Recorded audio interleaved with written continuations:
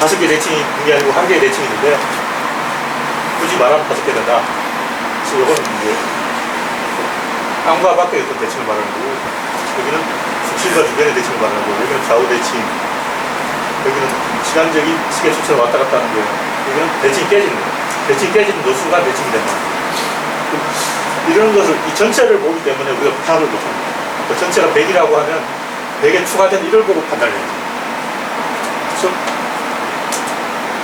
맨 처음에 어떤 뭐가 있는데 1이 추가되면 껍질이 생기고, 또 1이 추가되면 축이 생기고, 또 1이 추가되면 좌우 대칭이 생기고, 또 축이 1이 추가되면 이렇게 되고, 이렇게 계속 어떤 변화에 대응해 간다, 이렇게 생각해야지 그냥 전략만 보면 이게 무슨 대칭인지 파악이 안 된다는 거죠.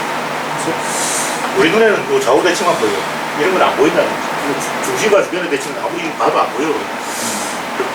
권력과 국민의 민중의 대칭은 굉장히 똑똑한 사람이 아니면 안 보이는 거죠.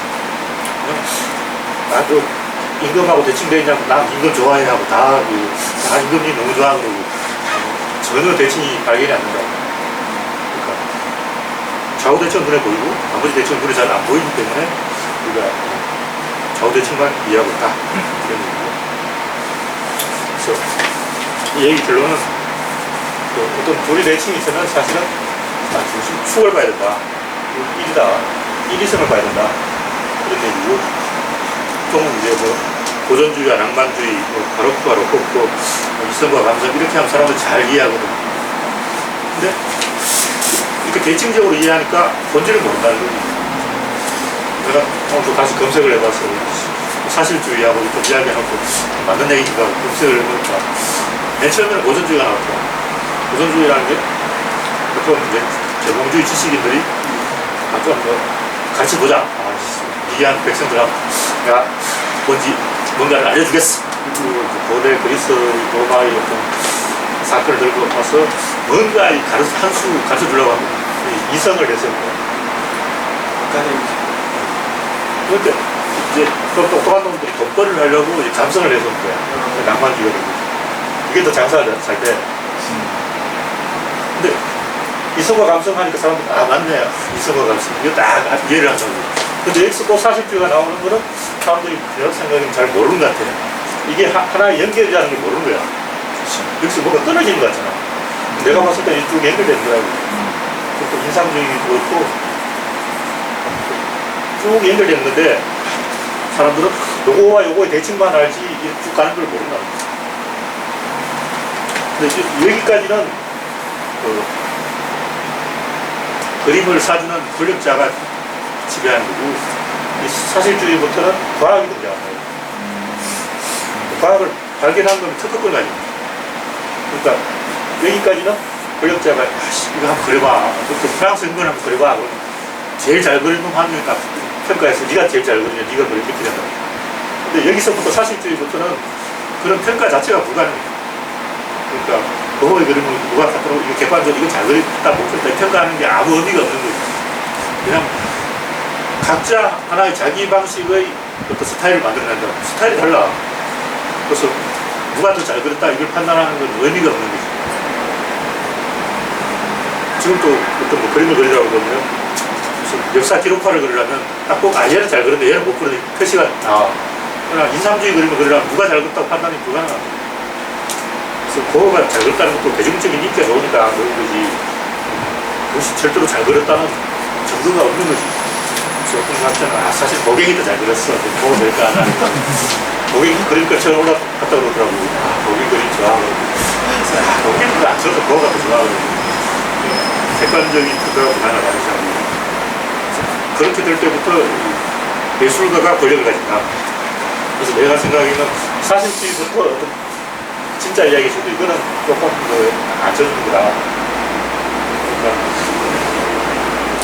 고전주의, 낭만주의 이건 보고 그림에 대한 개념이 다르다는 거죠. 사실주의. 그래서 사실주의라고 해서 꼭 사실, 실제로 눈으로 본 사실을 그리라 이게 아니고 판타지라도 그 안에 어떤 사실이 있다고. 논리가 있다는 말씀. 그치. 그게 진짜라. 거짓이 아니에요. 거짓이 아니라는 건 어떤 데스노트를 이야기를 생각하고 데스노트 자체는 거짓이지만 자기가 설정을 했으면 설정을 지켜야 돼요. 근데 중간에서 데스노트 이런 기능이 있어. 숨겨진 기능 발견. 그건 아니지. 그러면 데스노트 요만큼만 있어도 그걸 100만 배를 확대해서 현미경으로 그걸 계속 쓰면 막 찢어서 노트를 찢어도 된다. 데스노트 요만큼만 있어도 되잖아. 그럼 게임의 규칙이 다 깨져. 이건 반칙이지. 그건 말도 안 되는 얘기. 그건 개수작하면 안 된다. 말이 되는 얘기를 해야 되는 거지. 어떤 자기가 정한 원칙을 계속 따라가는 게 사실주의인데 그런 게 나는 동키호테부터 소설은 시작됐다고 보고 그 이전에는 애초에 그 소설에 대한 관점 자체가 틀려. 그러니까 셰익스피어 이전에는 이 연극이라는 것은 일기라고 생각합니다. 오늘 하루 안에 이야기가 시작도 끊었다. 누가 그런 쓸데없는 생각을 했는지 모르지만 연극은 일기다. 이렇게 전제가 깔려있다고. 오늘 이런 사건이 났어. 그래서 내가 옛날 몰리에 이걸 충격받고 하루 만에 연애하고 결혼하고 다 해버려. 와,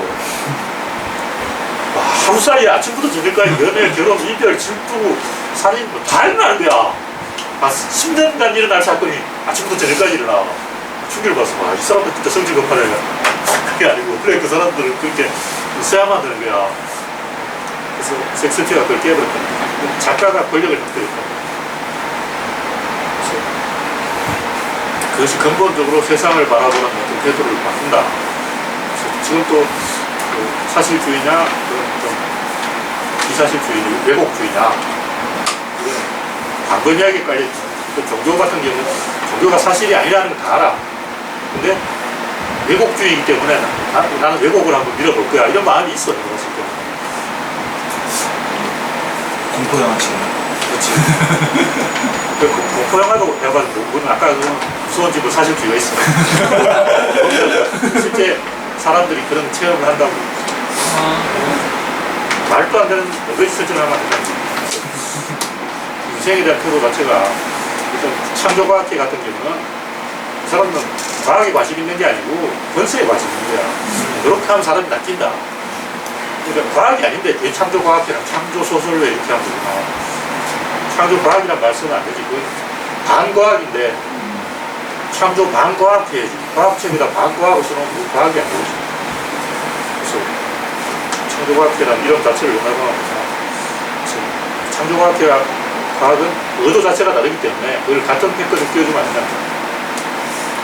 그래서 모든 과학적인 사실주의는 옛날부터 있었는데 사마천의 사기는 사실을 기록해놨어요. 근데 그 당시에 그리스라든가 그 일본의 역사는 다 가짜를 써놨거든요. 일본 역사학자는 역사는 왜 가짜를 쓰는 거 아니야? 가짜를 쓰는 게 역사지, 이상하다. 진짜 왜 써? 그 관계도가 뒤에 보면 신라 백제 다 우리 속국이다 이렇게 써놨어요. 근데 같은 시대 일본에는 신라 백제 다 우리 속국이다 이렇게 써놨어요. 같은 시대 중국은 그 고구려 신라 백제 다 우리 속국이 이렇게 써놨어요. 다 헛소리를 피우고 있는 거야. 어차피 헛소리를 피우는 게 역사인데 왜 굳이 실을 써? 헛소리를 피워야지. 남들도 다 그렇게 하고 있다고. 일본이나 중국도 다 무조건 이웃나라 다 우리나라 속국이다 써놨는데 우리도 그렇게 써야지. 우리만 안 써놓으면 우리가 손해보는 거 아니야. 그러니까 다 그런 식의 그 헛소의 관점으로 역사를 쓴다. 헛소의 역사는 헛소다. 우리가 옷을 입는 것도 과시복적으로 옷을 입는 거지. 다 과시해야 되는 거 아니야? 헛소를 피워야 되는 거 아니야? 기본적으로 이런 생각을 갖고 있다. 그러니까 역사에 대한 접근법 자체가 틀려버렸다. 그래서 그 공자가 사실주의를 처음으로 만들었고, 근데 공자가 예술에 대해서는 사실주의를 별로 안 했어요.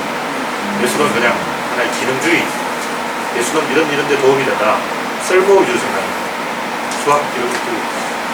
그러니까 공자가 그 정치라든가 문화 쪽으로만 사실주의를 추구했고, 그에 반해서 도교는 허풍주의를 추구했어. 우리는 허풍으로 한번 배워보자. 다 허풍이야. 그러니까 애초에 도교와 이 유교는 세상을 바라보는 것이 다르다. 묵자도 처음에는 백성을 살리겠다. 이게 묵자의 그 노선인데, 잘 생각해보니까 전쟁을 해서 천하를 통일해버리면 백성이 가는 거 아니야. 천을 통일해버리면 전쟁이 끝나고 백성은 잘 살 수 있게 된다. 그래서 국자가 진시황하고 협력해서 한편대가 됐어요. 그래서 결국 국자를 망해버렸어요. 국자가 망한 게 수단 목적을 앞세운 거야. 그래서 전쟁을 없애버리는 것은 전쟁이다.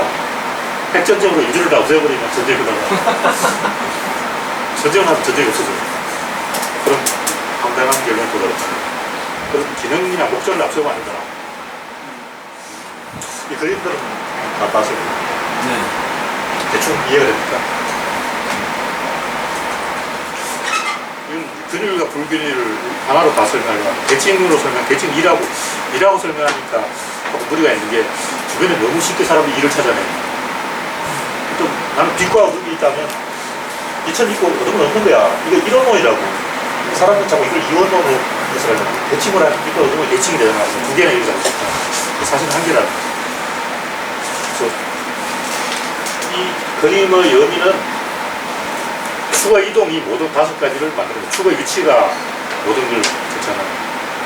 이 맨 첫 번째 그림은 축이 없어. 전체가 축이라는 거야. 근데 이제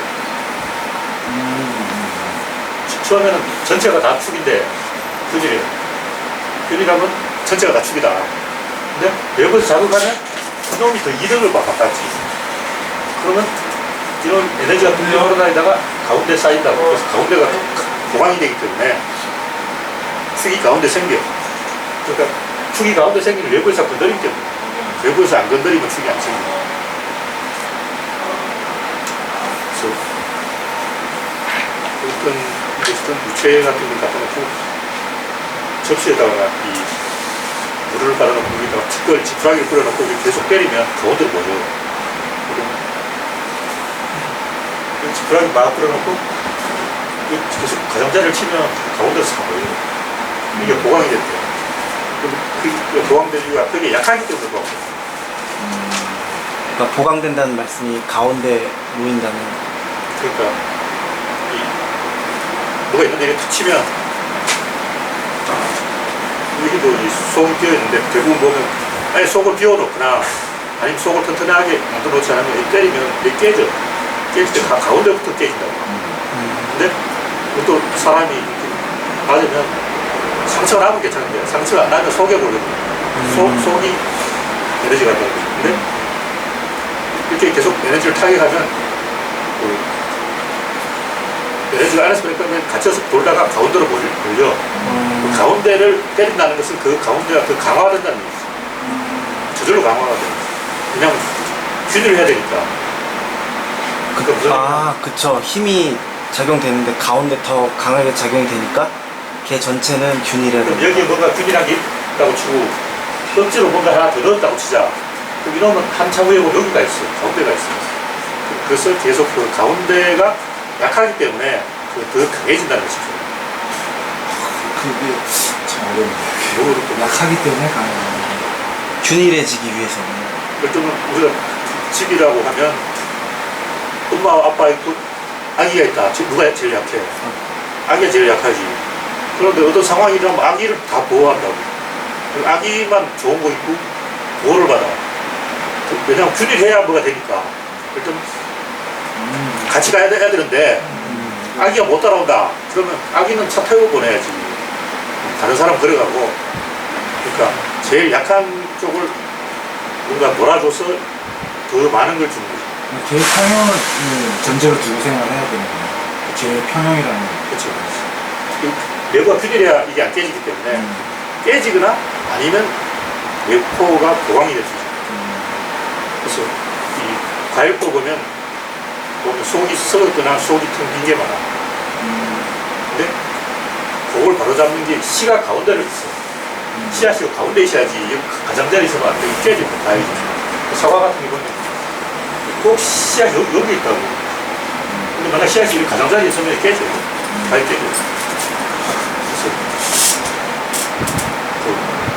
균일해야 되기 때문에 가운데가 보강이 됩니다. 그러니까 이제 처음에 가장자리가 더 강하고 이제 상대적으로 중앙이 약한데 그렇기 때문에 약하기 때문에 이제 그 사이 시간이라는 게 흐르면서 점점 보강이 된다는 말씀이시죠. 원래는 이제 처음 상태는 균일한 상태. 그렇죠. 외부에서 안 건드리면 다 균일해요. 가운데도 가장자리를 팽당하게 있다고. 외부에서 건드리면 기동치기 때문에 여기가 계속 강화가 돼서 저기 뼈가 생겨요. 처음에는 가장자리 뼈가 생깁니다. 외부에서 공격을 받으니까. 그러니까 또 전쟁이 나타나면 처음에는 휴전선을 지킨다고. 휴전이 뚫리면 속을 지켜야 돼요. 속을 지켜야 돼요. 여기를 지키거나 여기가 강화된다. 그래서 실제로 이쪽이 좀 더 보면 가운데가 세 항상. 모든 조직은 중심이 세다고. 그럼 굉장히 많은 세월이 흐르면서 외부의 침략을 당하면서 거기가 강화돼서 나타. 거기 성벽을 쌓고 보호한다는 거죠. 그럼 전쟁이 났을 때도 왕권이 강화된다. 그리고 맞죠. 그렇죠. 평화의 시대 때는 균일하다. 저거 입장에서는 또 왕만 죽이면 되니까 가운데를 치는 치려고 하면 할수록 점점 더 강해지는 거예요. 또 실제로 우리가 그 물리적인 상황에서 좀 실험을 하거나 뭐 또 이렇게 힘 싸움할 때 그 가운데를 보강해야 이겨. 가운데 배에 힘을 꽉 줘야 이기지. 배에 힘 빼고 있으면 자빠져. 반전의 힘을 줘야. 이러고 있으면 자빠지지. 그 다음에 이제 그 상태에서 또 옆에서 공격하면 축을 또 움직여야 돼. 공격하는 쪽으로. 여기를 공격하면 약간 쪽을 움직여야 되고 쪽을 공격하면 쪽을 움직여야 돼. 이 상태에서 우리는 이제 보통 우리가 말하는 좌우 대칭이 생긴다. 그러니까 5개의 대칭은 5개의 균일이다. 균일. 그러니까 원래는 똑같이 균일했는데 여기서 공격을 당하면 처음에는 여기가 강해지고 그 다음에 여기가 강해지고 이렇게 해서 어떻게도 균일해진다는 거예요. 근데 그것이 원래의 균일하고 아니라 그 이후 추가된 힘에 대한 균일이에요. 그러니까 그 어떤 변화 상태에서 그 변화의 균일이지 원래의 균일이 아니라 질량을 보면 안 되고 가속도를 봐야 된다. 그래서 중요한 것은 아까 그 코어를 움직이면 외부의 침략에 대응할 수 있는데 이 코어를 한번 움직이면 계속 움직여야 돼요. 계속 진동이 있다. 그러니까 멈출 수가 없잖아. 한번 움직이기 시작하면 멈출 수가 없기 때문에 운동이 생긴다. 그래서 계속 왕복하게 되거나 회전을 하게 되거나 아니면 진행을 하게 되거나 진행. 그렇죠. 진입자 힘 운동량에서 운동을 이야기하고 있는데 한번 운동 생기면 멈출 수가 없기 때문에 계속 진행된다. 그 진행시키는 방법은 왕복도 있고 회전도 있고 그냥 쭉 가는 것도 있다. 그래도 안 되면 잘라버린다. 그래서 진입자 힘 운동량은 5개의 대칭이면서 동시에 5개의 균일이다. 근데 보통은 이 5가지가 한순간에 한순간에 아까 말씀드린 많은 시간이 흘러서 그런 게 잘 없고 0.5초 안에 5개 다 그리고 우리는 이게 잘 관찰이 안 돼. 그래서 시간적으로 너무 찰나의 순간에 이루어지기 때문에 우리는 진입자 힘 운동량 이런 단계를 안 밟는 것처럼 보지만 실제로 하나하나 밟아서 끝난다는 거예요. 근데 이제 그게 많은 시간이 걸릴 필요가 없이 그냥 순간적으로 이게 다 해주는 거예요. 우리 그 서거가 있다고 했을 때 서거를 딱 때리는 순간 지뢰의 균일 입자 힘 운동량 5개 1초 만에 한방 한 순간 안 나. 반사할 것인지 사과가 쪼개질 것인지. 우리는 그 한 개의 대칭밖에 발견을 못하는 거예요. 5개는 나머지 4개 잘 안 보인다. 정치의 비경은 구부러진 축구장을 해결하는 게 질이고 최종적으로는 꼭 조경태가 탈당하는 게 뭐냐면 축구장이 기울어지는 것부터 시작해서 조경태가 탈당하는 걸로 끝났다. 대충 정리를 한 게 세상은 에너지, 물질, 공간, 시간, 정보, 다 어지러워가지고 원래 못 쓰지만 또 못 써.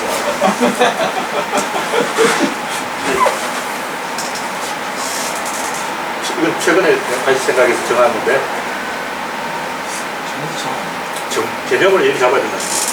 우리 눈에 본 걸 가지고 여기 잡고 만족 표현 없고 그냥 이 5가지 다 같은 거라. 5개가 별개가 있는 게 아니고 또 하나가 이 에너지는 안 보이니까 에너지라는 거예요. 물질은 보이니까 물질이라는 거예요. 공간은 그게 움직이는데 방향을 터는 거는 공간이고 그걸 계속 반복하는 그런 시간이에요. 내가 여기 있는데 누가 여기서 딱 밀면 이렇게 방향을 타는 게 공간이에요. 정보는 외부에서 그걸 인식하는 정보고 5개가 별도로 있는 게 아니고 에너지가 모습을 드러내는 게 물질이다. 물질이 몇 개 아니고 내가 이렇게 건드렸을 때 반응하는 게 물질이다. 이 5가지는 다 균일을 지향한다. 균일은 우리는 대칭으로 본다.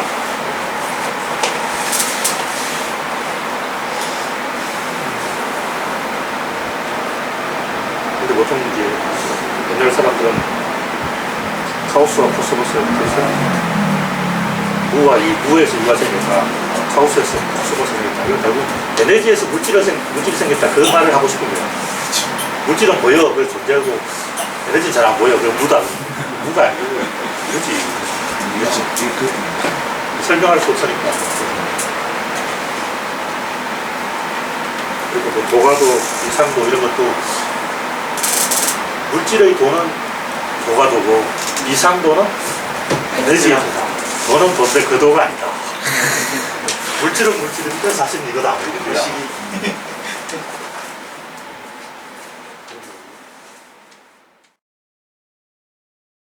요거하고 조금 다른 맥락에서 맥락이 들었어요.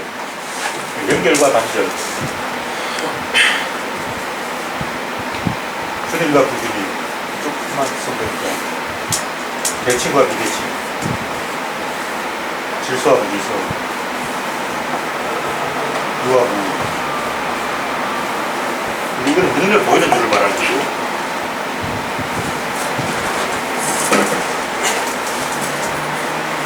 그래서 연력학 0법칙, 또 1법칙, 2법칙, 3법칙까지 만들어놨거든요. 뭐 다들 만드는 거. 보통 우리가 아는 건 1법칙과 2법칙인데 1법칙이 먼저 나오고 2법칙이 나중에 나오는 것 같아요. 2법칙이 있다는 건 옛날에 알았지만 그걸 법칙으로 만든 것은 좀 나중이다. 2법칙을 만들고 보니까 0법칙도 좀 있어야 되는 게 아니라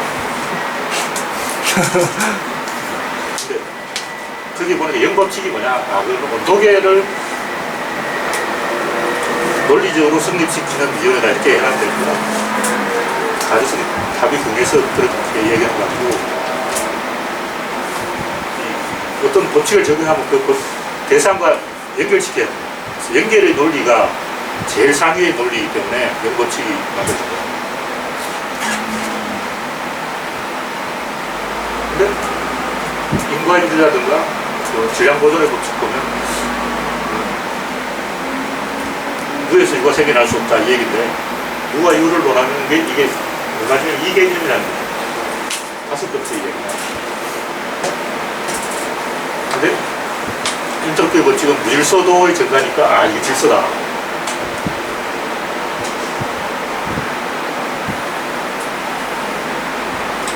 그래서 이 2개를 빠졌습니다. 그 2개에 대한 이론이 없어요. 5개의 영법칙이고 2법칙이고 1법칙이고 3법칙은 내가 봤을 때 이거는 절대 온도에 대한 건데 그것을 좀 이제 다른 관점에서 봐야 됩니다.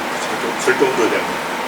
다른 법칙들하고 뭔가 좀 다른 법칙이긴 한데 온도에 대한 것, 열에 대한 법칙이 아니라 조금 물질에 대한 그러니까 절대 온도라는 것은 온도 그 자체하고 상관없는 거지. 열하고 자체하고 상관없는 거지. 물질의 어떤 특성하고 관계된 거지. 법칙이 먼저 상위의 논리는 100% 확실해요. 그러니까 질서와 무질서는 좀 설명을 해야 돼요. 뭐가 질서고 뭐가 무질서다 이거 설명을 해야 되는데 또 균이라면 질서고 불균이라면 무질서다 이거 설명을 할 수가 있는데 영법칙은 그 설명이 필요가 없어. 영법칙 그냥 수학이야. 그냥 이 인과법칙이죠. 구체적 대상이 없다는 거죠. 그 A와 B가 같고 B와 C가 같으면 A와 C도 같다 이건데 그 열하고 상관없지. 당연한 얘기지. 그 열도 어떻게 수학에 적용된다 이 얘기지. 그래서 그걸 열역하게 하는 것도 이상해. 그 열이라고. 열하고 하는 게 없는 거예요. 네? 이게 수학적인 제표이다. 이 얘기를 하는 거예요. 보편적인 법칙이다라는 뜻이네요. 그래서 연결과 단절의 논리가 제일 먼저 나오는 얘기고 그 다음에 균일과 불균일 왜 그러냐면 맨 처음에 할 때 이 내부가 균일하다고 치고 외부에서 뭔가 건드렸을 때 이걸 이야기하는데 균일한지 아닌지 몰라. 그러면 근데 이 에너지를 건드려보고 뭐가 반응이 있으면 아 내부가 균일하구나 이렇게 생각하고 그러면 반응이 없다는 걸 깨진다는 거지. 깨지면 이건 좋다 이구나 이렇게 가는 거고 안 깨지면 이 새끼 균일하네 이거 아니야. 예를 들면 우리가 인도를 쳤어. 인도 망했어. 이 새끼는 깨졌어. 카스트가 있구나. 내부가 균일하지 않구나. 얘는 카스트가 있어. 얘는 노예가 있구나. 이렇게 보는 거지. 아마하고 인도 사람들이 막 단결해서 저항하면 이 새끼들은 평등한가 보네. 내부가 균일하구나. 이렇게 가는 거지. 맨 처음에는 그 균일한지 안 균일한지 알 수가 없다. 그거는 논의 대상이 아니라는 거야. 근데 균일해야만 그게 성립하니까 그렇게 말하는 거고 원래 맨 처음 상황에서는 균일한지 안 하는지 문제 삼지 않는다. 그때는 연결과 단절만을 문제 삼을 수밖에 없다. 그 연결을 그렇게 하는 거 여기 뭐가 있는데 내가 이렇게 치면 그 연결이 그렇죠. 밤길을 가다가 뭔가 갑자기 닿았어. 깜깜해서 아무것도 안 보는데 뭔가 닿았어. 그 닿은 거하고 내가 연결됐다는 거야. 그게 뭔지는 모르지. 그 내부가 균일한지 안 한지는 관심이 없다는 거야. 근데 보통 이 닿았는데 뭐가 묵직하면 그건 균일하다고 하는 거야. 닿았는데 흩어졌다. 그건 바람이야. 그건 안 균일해. 바람은 안 균일해. 그래서 닿았는데 묵직하네. 이거 균일하네. 그 말이 그지구나. 닿았는데 뭐가 허전해. 이거는 안 균일한 건데 이 새끼는 별거 아니야. 바람이야. 바람이 닿아도 닿은 건 거다. 그래서 연결의 논리가 제일 먼저 오고 근데 바람은 흩어져 버리니까 흩어지면 여러 개이기 때문에 그걸 상대할 수가 없어. 한 개라야 상대할 수 있다. 한 개는 그건 균일하다 이렇게 보는 거고 근데 이제 균일하면 내가 이렇게 민다고 내가 이 힘을 가하는 만큼 상대방도 나를 가하면 이제 대칭이 됩니다. 어떤 뭐가 닿았어. 균일해. 근데 이 취미가 계속 가버려. 그래서 그들한테 계속 가버리는 거야. 그러면 그거는 대칭이 아니지. 꾸라지 잡으려고 했더니 꾸라지가 딱 닿았어. 그래서 도망가 버려. 그럼 나하고 대칭이 안 된다는 거지. 열대 사건. 그치. 거기서부터 이제 해당 사항이 없으면 어쩔 수 없을 거 도망갔으니까. 그래서 물속에 깎아면서 아무것도 안 보는데 뭔가 물가고 닿았는데 도망가 버렸다. 대칭이 아니다. 맨 처음에 닿는 거는 연결. 그 다음에 닿았는데 그것을 내가 인식하면 균이 인식했는데 도망가고 나하고 맞서면 대칭. 근데 그 맞서는 놈이 이 규칙적으로 맞서면 똑같은 것을 계속 반복하면 질서. 반대로 되면 무질서. 그래서 5가지를 연결, 균일, 대칭, 질서, 유화, 무로 순서대로 파악된다. 그래서 여기까지 와야 이 새끼 확실히 존재한다. 여기까지는 존재한다고 말할 수 없어. 이렇게 한번 싹 가버릴 수가 있단 말이야. 물속에서 수영하고 있는데 누가 싹 건들고 도망가. 그럼 그것이 있다고 말할 수가 없잖아. 그치? 뭔지 잘 모르니까. 그럼 유라고 말하기 어려운 거지. 그러면 해파리가 싹 닿았는데 독을 팍 묻히고 갔다. 그럼 뭔가 화끈한 거야. 근데 해파리는 없다는 거지. 유가 아닌 거지. 근데 해파리가 한 방 쏘고 또 한 방 쐈다. 그게 질서거든. 질서, 이 새끼 있네, 유. 그래서 바다에 수영하다가 뭔가 화끈하고 소였을 때,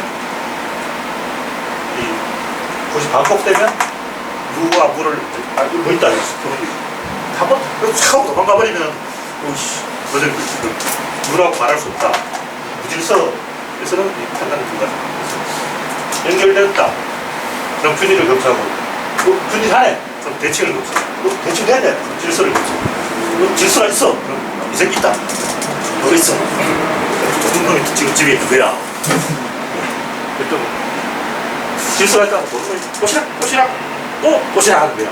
한 번만 꼬시락 하면 그 도둑놈이 그 고향에 지나간 거야. 그건 없어. 근데 꼬시락 했거든. 공부에 또 꼬시락. 질서가 있어. 그럼 뭐가 있는 거야. 집 도둑이 있어. 판단한다. 그래서 그 5가지를 순서대로 검사를 해보고 마지막에 가서 저기 뭔가 있다. 이걸 판단한다.